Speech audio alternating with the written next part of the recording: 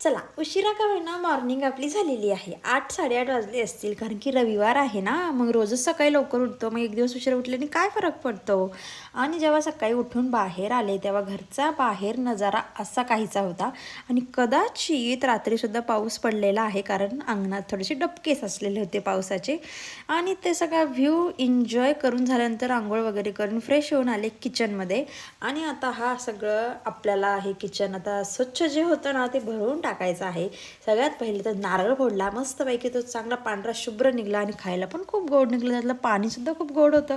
त्यानंतर की नाही नाश्त्याची तयारी. मी आज मस्त असे आप्पे बनवले होते, नवऱ्यालाही दिले, मी पण खाल्ले. नवऱ्यासोबत थोडे भांडणं करून नवऱ्याला दुकानात काढून दिलं. आणि मग त्यानंतर मी आणि माझी मुलगी साईशा आमच्या दोघींचे नाटकं झाले सुरू, कारण की काल रविवार होता. मी पण शॉपमधून घरी होते आणि तिला पण शाळेला सुट्टी होती. मग घरी असल्यानंतर आमच्या खुरापती डोक्यात अशा भंगार आयडिया येतच असतात.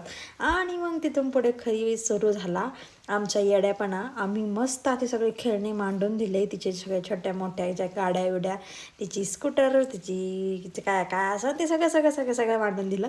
आणि मग मम्मीचा मार खाऊन आणि पप्पासोबत गोड गोड बोलून उभं केलेलं हे साईशाचं साम्राज्य, हे सगळ्या खेळण्या तरी अजून काही ठेवायच्या बाकी आहेत. आणि ते तिला मी सांगत होते, असं कर तसं कर, हे कर ते कर. ते छान असं फोटो काढले दुपारी. आणि मग त्याच्यानंतर तिला काय दम निघत नव्हता खेळायसाठी. तिला जे हवं आहे ते तिथे त्या तुडून तुडून जाऊन ती वस्तू घेतली. आणि मग त्यानंतर सगळं भरून आम्ही ठेवून दिलं. असं गेलाय आमचा संडे.